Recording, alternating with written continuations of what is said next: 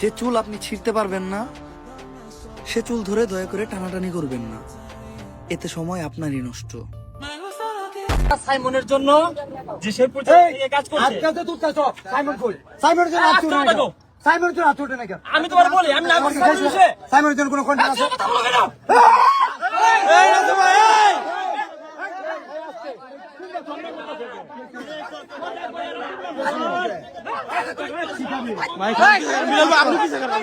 আমরা দেই 10 টাকা উঠলে 5 টাকাই নিজের পকেটে যায়, বুঝেন নাই?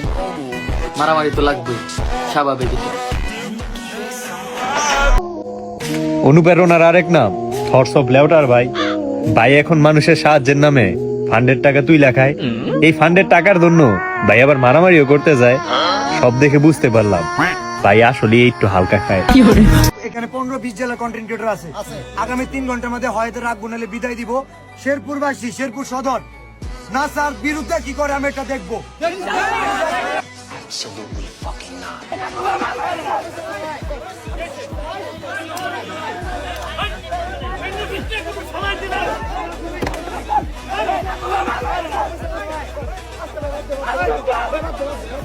ওকে নিয়ে আর কথা বলার কোনো ইচ্ছাই নাই। আর ওর সাইড থেকে যদি আমাকে নিয়ে কথা বলে আমি চুল পরিমাণ ছাড় দেবো না, চুল পরিমাণ না, আমি বিন্দু পরিমাণ ছাড় দেবো না। আমি এইটুক গ্যারান্টি নিলাম যে নাসা ভাইয়ের টিমের পক্ষ থেকে আর কোনো কথা হবে না।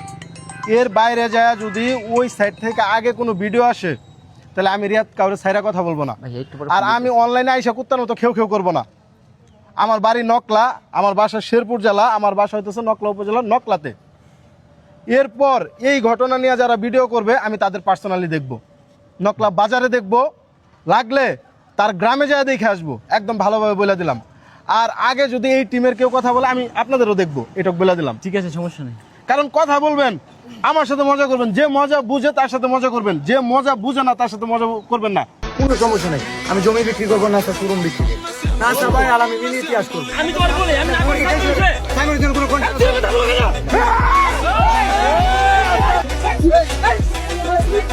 টর্চ অফ বিল্লাল কতক্ষণ উমর অন ফায়ারের সাথে, আবার কতক্ষণ নাসা ভাই বিনোদনের সাথে, আবার কতক্ষণ জুয়েল ভাইয়ের সাথে একটার পর একটা জামালায় জড়াচ্ছে আর উল্টাপাল্টা কথা বলতেছে। কয়েকদিন আগে টর্চ অফ বিল্লাল উমর ভাইকে 63 জেলা বয়কটের হুমকি দিছে, এরপর আবার জুয়েল ভাইকে চ্যালেঞ্জ ছুড়ে দিছে, আবার এখন নাসা ভাইয়ের সাথে ঝগড়া শুরু করে দিছে। এগুলা যা শুরু করছো এগুলা কি যায়? এগুলা আসলে যায় না।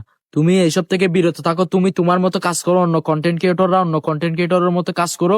আর তুমি একটা ভিডিও করবা, কতক্ষণ হেরে টানবা, এগুলা কি ভাই? এগুলা কি না? আর আমরা এগুলা নিয়ে কথা বললেই আর কিছু ছাপরি ফ্যান ফলোয়ার আমাদের কমেন্ট বক্সে এসে বলে আমরা চামচামি করি, দালালি করি। হ্যাঁ আমি করি, হ্যাঁ আমি উমরের চামচামি করি, তাতে তোমাদের সমস্যা কি? আমরা উমর ভাইয়ের চামচামি করি, উমর ভাইকে নিয়ে ভিডিও করি।